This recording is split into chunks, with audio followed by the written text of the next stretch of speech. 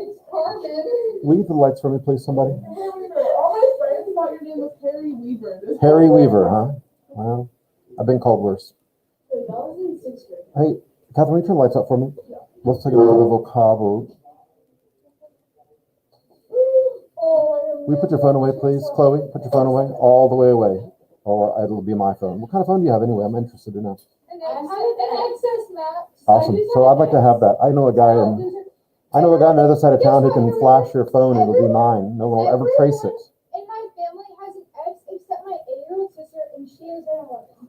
Well, Because she I'm interested in your phone. Up here, guys. Washing machine. I'm going to get really angry with you like Father Philip. Washing machine. Waschmaschine. Laundry. Die Wäsche. Die Wäsche. The Waschmaschine. Die Wäsche. It's related. Dirty. There's two words for this. We have two different words that are similar. This is schmutzig. We also have another word, dreckig. Same thing. Please be quiet. To wipe off, to like that here, or a tabletop, or the floor, is wischen. So waschen und wischen. Clean up your room. Aufräumen, to sweep, with the broom, which is the other word. Sweep is fegen. Please be quiet, Catherine. Take out the trash.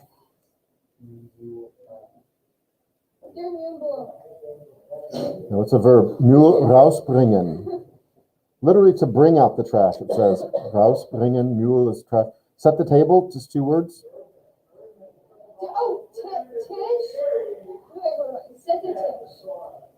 Tisch decken. Mm-hmm.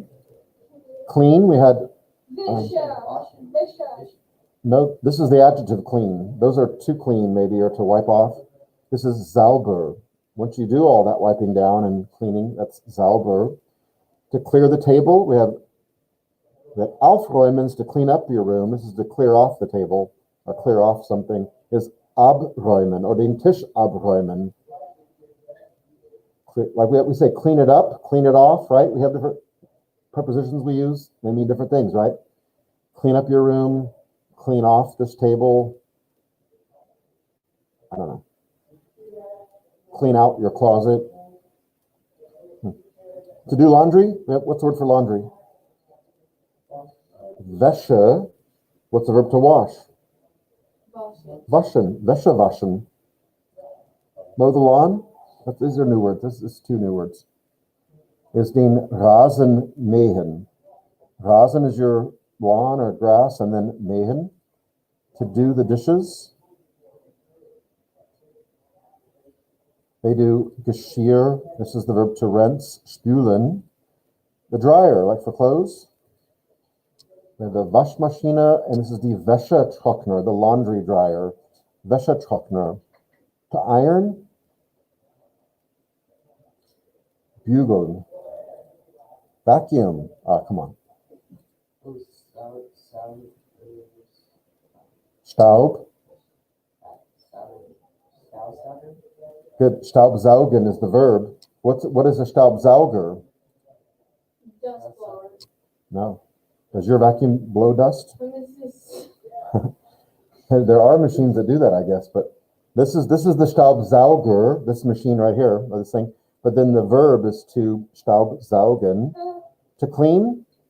The vacuuming, here's a bucket with soapy water in it, a broom.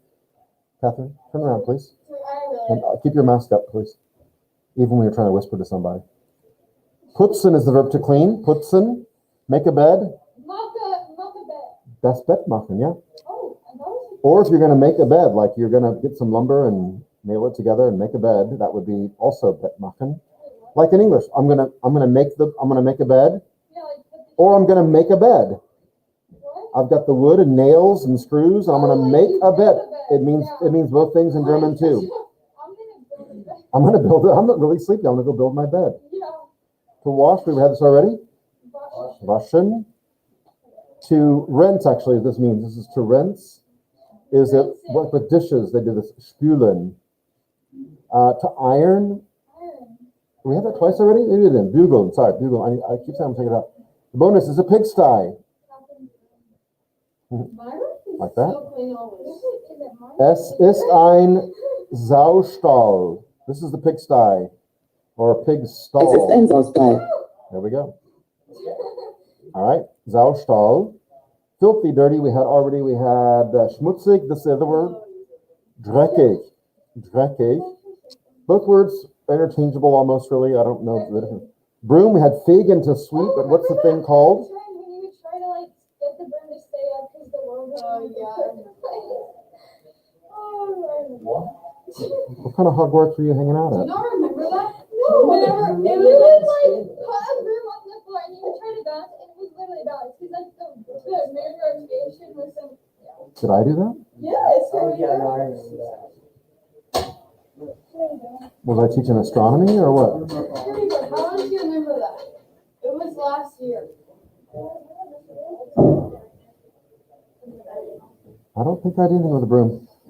All right, the broom, this word please, is der Besen. We have Besen is the thing you do. It's easy with like Staubsauger because it's the verb Staubsaugen. The thing is a Staubsauger. But with broom and sweep, it's also different in English. So it's der Besen and the verb is fegen, is to sweep. Tidy and order is ordentlich, like orderly. That's kind of where we're going there. And the last word, vacuum, we already vacuum cleaner.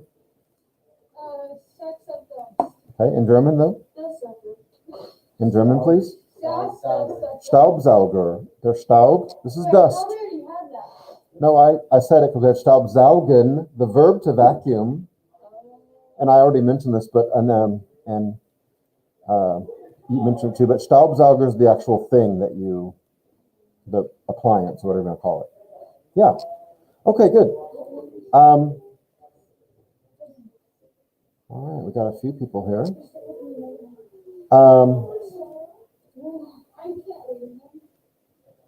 Going to show you this. Please look up here. This slideshow here about Liechtenstein. I wonder if I can make that full. I don't know if that's probably the best I can get it. Okay. Hey, girls. Girls in the front. Girls. I'm going to need for you to stop talking, okay? But have I asked you before this hour? Maybe more than once, or maybe more than 5 times. Maybe even more than that. Maybe Herr Weaver is the most patient teacher in the world. You are. Don't love you. Yeah. But I do have limits, though, you know. Oh. Yeah. Weaver, can you send the Zoom link to Chris, please? I thought I sent it to everybody. Okay.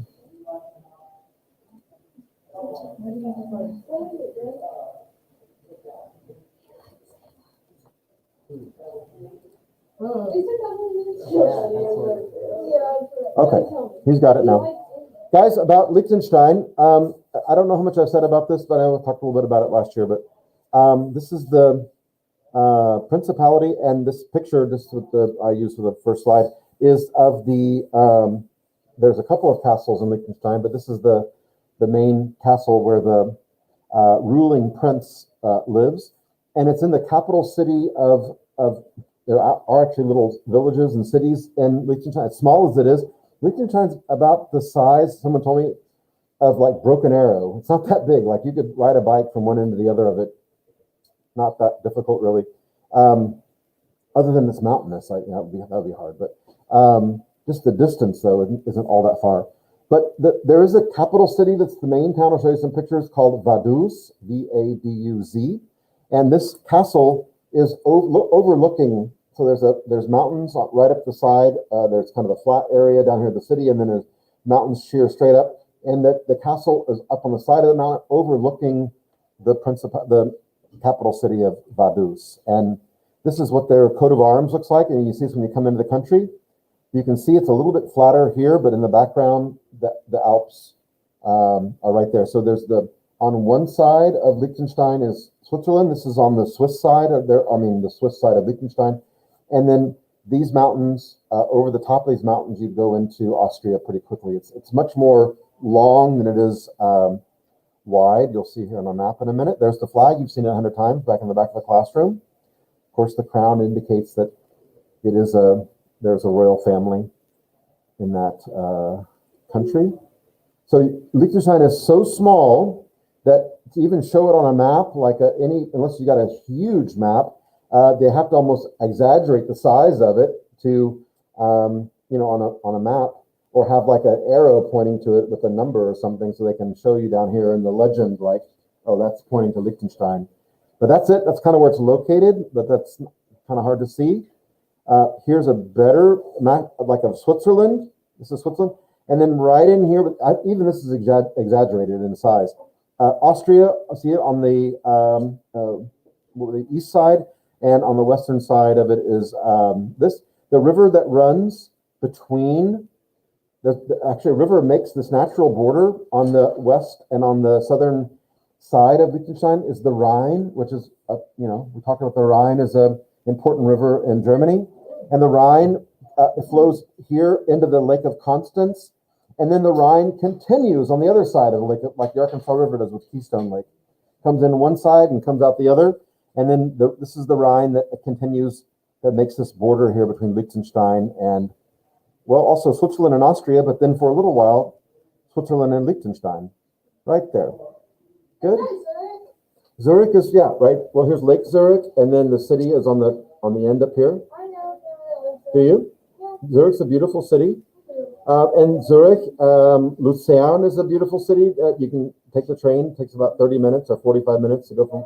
Also beautiful. And you get the Alps, or the really big mountains of St. Moritz and all this very kind of swanky area to go to Mont Blanc and Geneva. Anyway, Montreux. And anyway, so one thing that Liechtenstein is, and I don't know how they got into this business, but is they're famous for making postage stamps. Someone's got to make them. And they make really detailed, really almost artistic, and certainly there are artists that make them. And they even have a museum in Liechtenstein, a post museum. But it's because Liechtenstein is known for not only making their own stamps, but even they make stamps for other countries also. But if you ever get a stamp, if you ever got a letter from Liechtenstein, if you know someone who's a stamp collector, you may have a deal to make with them, because they're worth money because they're so rare. Actually, I don't mean like not rare because they were made there, but rare because they're actually a Liechtenstein stamp from Liechtenstein, and so people who are into that kind of thing will buy stamps there. This is kind of cool. It's like little mind boggler. Like, these are stamps made in Liechtenstein for Liechtenstein of the Liechtenstein Post Museum. Let that settle in for a while. Yeah. Good. How do you get there? Well, there is no airport in Liechtenstein. There is a heliport, or a couple of heliports there. So you have access to a helicopter. But the way to get in is directly by driving or taking the train. And as far as flying, the closest you can get is to fly into Switzerland and then take a train or drive into the country by car or train. So if you flew into Zurich, it wouldn't be all that far on train, maybe 30 minutes or so to get to the border of Liechtenstein. And this is but it still exists. You can still go across it, this bridge here. Take a look at that. It's a really medieval structure. And well, I'm sure it's been rebuilt several times, but they made it look pretty rickety. I walked over this before, and this is Switzerland over here. All right, here we go. I'll use my little pointer. This is Switzerland on this side, and then where you can't see is Liechtenstein. And this is the Rhine. The Rhine is much more shallow and narrow here. In Germany, the Rhine is a kilometer wide or so at its widest point. It gets narrower, but this looks like you could almost wade across it, and maybe you could sometimes. It's like it's a little bit low this day, but the Rhine's it's not like a navigable river. You couldn't have like tugboats going up and down this thing here. But anyway, that's kind of a cool bridge. And when you walk over the bridge, look what's here in the middle is Liechtenstein und die Schweiz. And so if you want to stand in both countries at once, you can do what this bozo did. I don't know who this guy is, but anyway. All right, I did it too, though. But this guy making it look stupid, though. Yeah, because at the midway point in the river, across the river, you're right on the border, technically. So I think they don't check your passport until you get through the bridge, because there's really nowhere else you can go to. So they check you in the, not right on the border, but on into the country a little bit. All right, about Liechtenstein, it's kind of a nice little picture. But yeah, it's beautiful. It's absolutely beautiful. I mean, it's ideal. It's there's nothing ugly about Liechtenstein. About 38, I updated this because there were some more people moved there. 38,500 people, give or take. And it's very difficult to like emigrate to Liechtenstein. It's extremely difficult and expensive. And you have to live there for, I think, at least 10 years or so before you can even begin the process, which may take another 5 to 8 years or so. So you got to be pretty committed to becoming a citizen of Liechtenstein.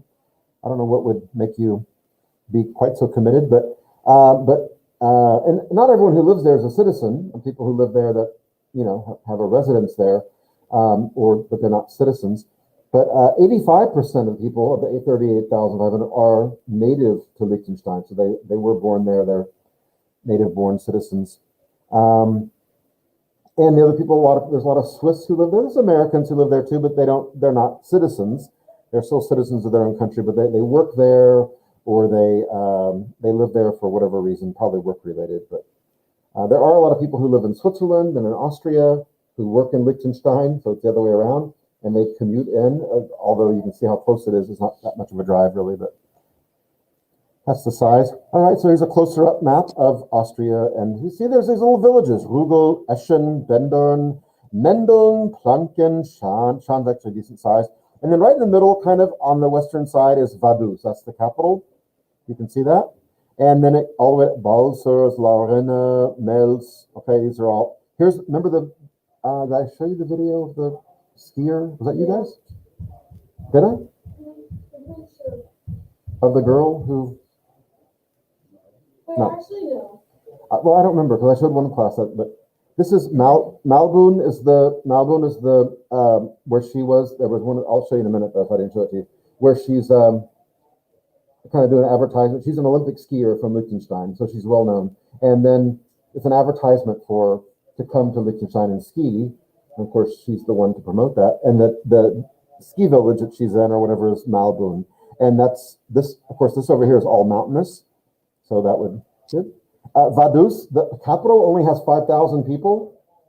So, we play teams that have in football that are bigger than that. Right? I mean, Broken Bow or something like that. They got more than 5,000 people. What? Yeah. On the team? No.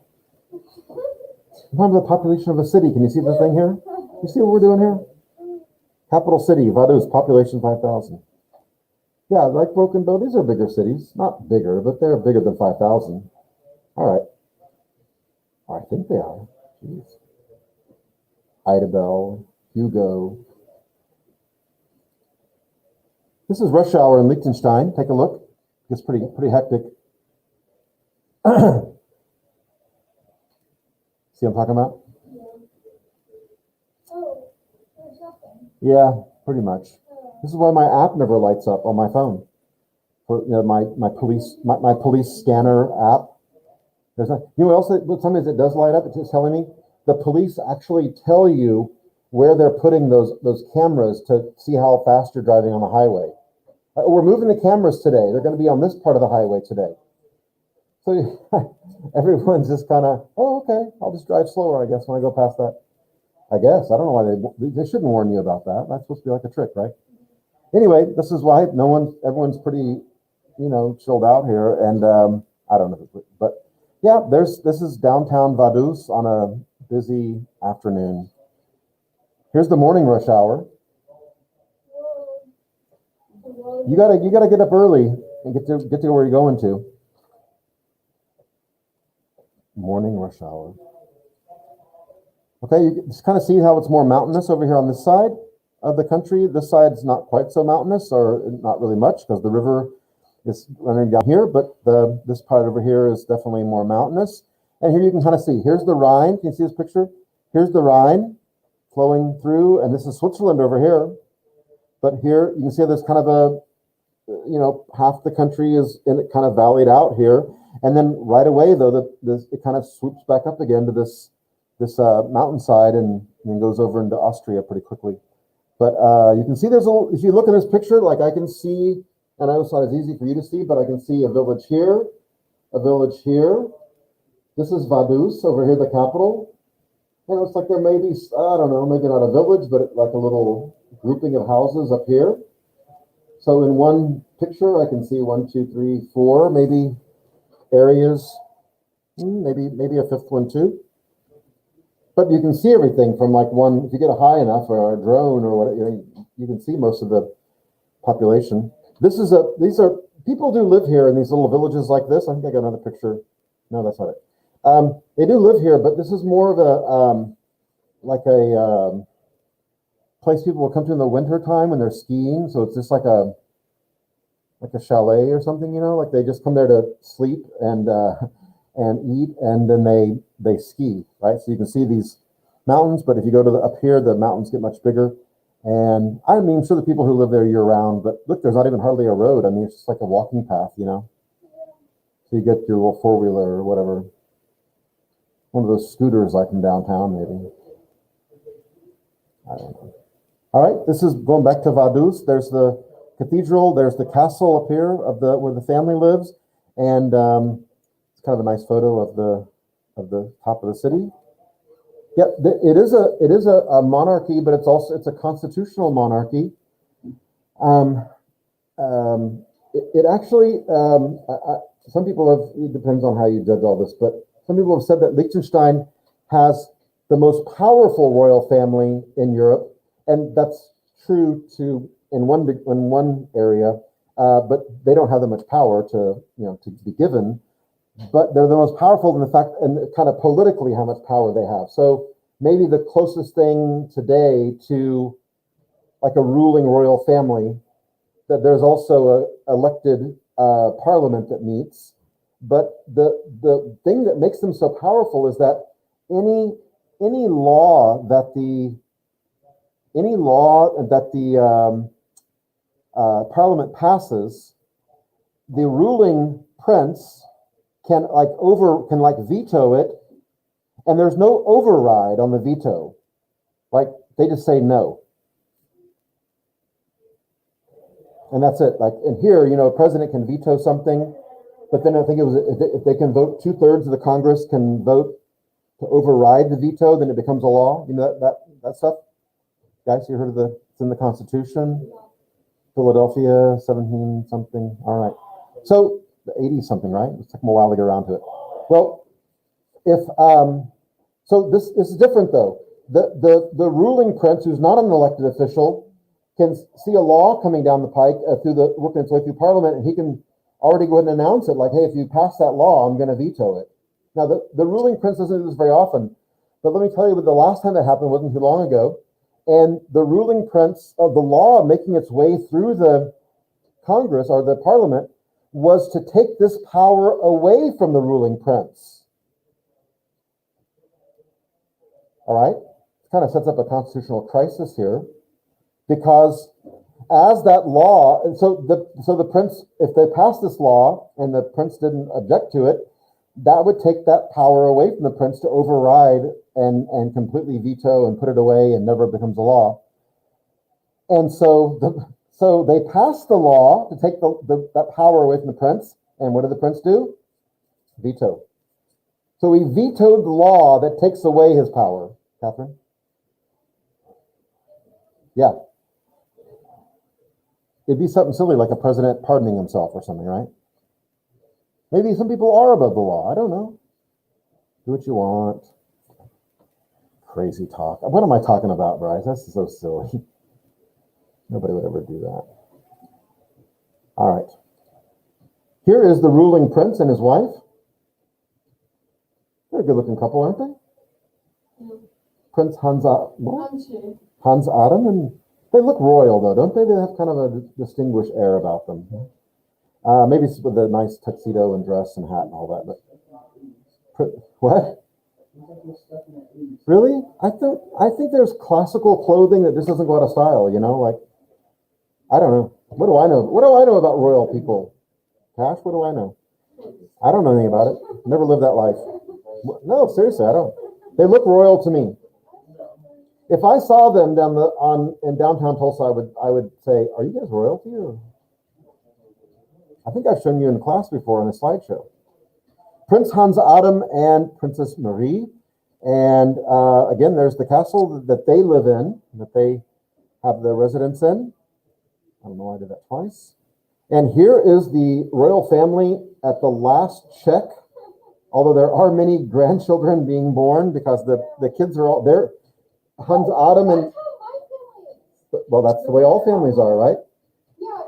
The kids have kids, and then the kids of the kids have kids, and that's how it happens. But right now there are four siblings that are children of Marie and Hans Adam, and they all are married and have their own kids. So, and also if you're going to be in the royal family, you don't want to be the oldest son or even oldest daughter. What's the best? Well, the best thing is to be like third in line or second, maybe, because you get to have all the benefits of being a priest and a prince, and you get to have all the benefits of the money and the fame and the title and all that, but none of the responsibility, though, none of the pressure. Right. So that's why I'd rather be like Prince Harry than Prince William, because you get to this. I'm going to move to Canada. Prince William can't do that. He's got to hang around. He's got to take over to be king someday. So anyway, that's my own advice. If you ever get a chance to be royal, that's my advice to you. So here's all their grandkids and their kids. There are no great grandkids yet that I know of. Okay, that's more of a breakdown here. I'll show you these pictures. This is the guy who will take over someday. Pretty soon, probably. He's got to be. The dad is got to be getting older. And this is his wife, who they married back in the early 90s or so. So here's the guy who will be Prince Alois von zu Liechtenstein, and he'll be the ruling prince. He's the oldest son. And for a while, I think now he lives permanently, because he's kind of slowly taking over the duties of this.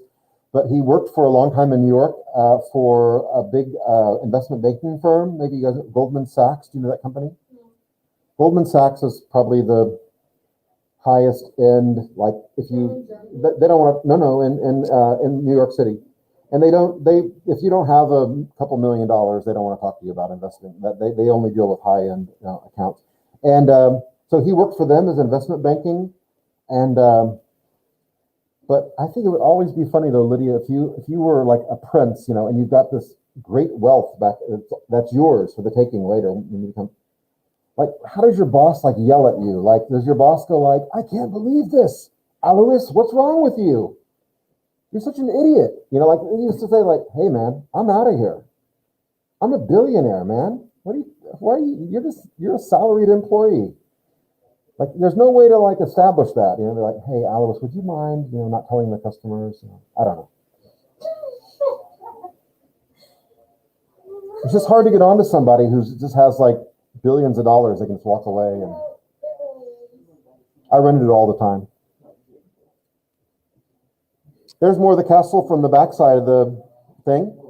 The Prince of Liechtenstein, or the ruling prince, the family really, has collected a tremendous art collection, and it used to be in the castle, but they moved it not all that long ago to a separate building. So it's the second largest private art collection in the world.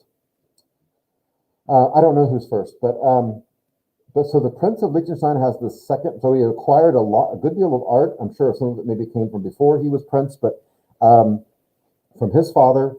But they've had this tremendous art collection, and instead of having it just for themselves in the castle, the public never got to see, they now have it housed here so everybody can enjoy it, and anybody can come and can see. So that's one thing you can go see. This is the federal government building, the office buildings for all of the members of parliament. There's not that many, but there you go. That's where you office. This is not where they meet to discuss. Have you ever been there? Yes. This is where they go to office, but not to discuss like things like in Congress like we do. But they built a new building for the Congress to meet. This is it right here. Look at this. This is where they actually meet to like as a group, like publicly, you know, to debate things. And I think that this the new Parliament building is sponsored by Whataburger. I'm pretty sure that's. If you look at it, it's funny because you aren't looking at it. If you don't look at the Catherine and Chloe, you got to look at the screen for the joke to be funny. I think the Parliament building sponsored by Whataburger. I'll say it again because you weren't looking. I think the Parliament building sponsored by Whataburger. Because Whataburger always has that A-frame. I think it's okay. I think that having, please be quiet, girls. Girls, I'm really not interested at all. I think having Whataburger be a sponsor for your capital is a good idea because I like their burgers, and I'm trying to lay off, lately though. I'm not getting the double anymore. If I go, I just get the single burger. Well, I'm trying to lose weight. My doctor said I might die. So. Disrespectful to whom? You said you might die?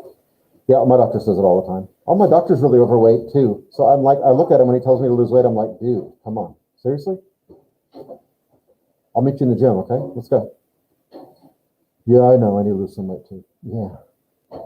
There you go, Liechtenstein. Look, there's the flag right there, just like the one in the back of the room here. And that's where they meet. 35,000 people. But one thing that makes the country so wealthy is there are 70,000 corporations that are incorporated in Liechtenstein.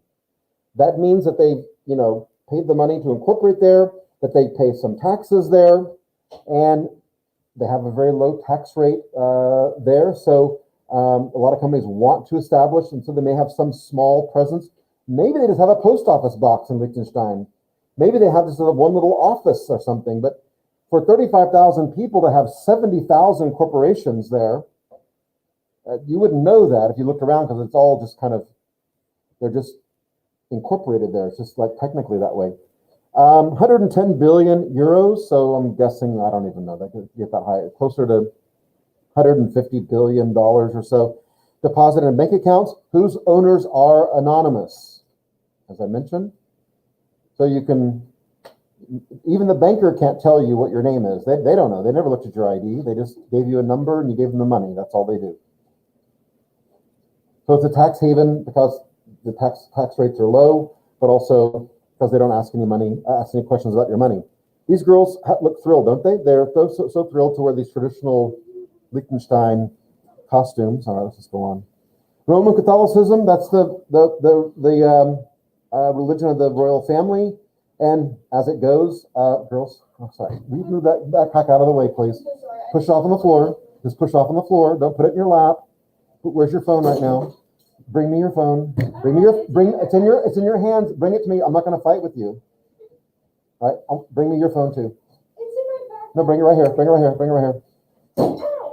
Is it in your backpack? Leave it there. Now sit back down and don't say another word about it or to each other.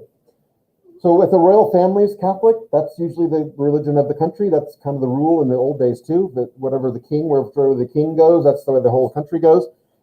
Here's the cathedral, and it's probably smaller than most Catholic churches in Tulsa, but it's beautiful, but it's not anything, like outstanding, but that's it. They got a bishop. That's kind of nice. It is nice though, but it's not like, it looks like a typical European church.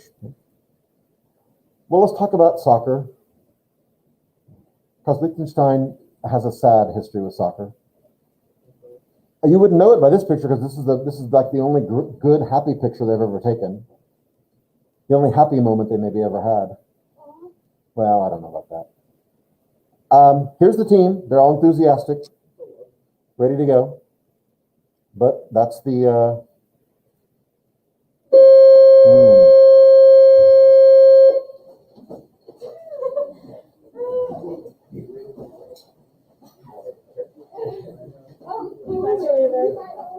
Schönes Wochenende. Take your phone. Don't get on that anymore. Okay? Put it away. No, I'm serious. Leave it someplace else. You are meeting in Mrs. Genetics room. You are not going to the language lab. AP Spanish. Do not go to the language room. Schönes Wochenende. I'm talking to the people online. Lydia says hi.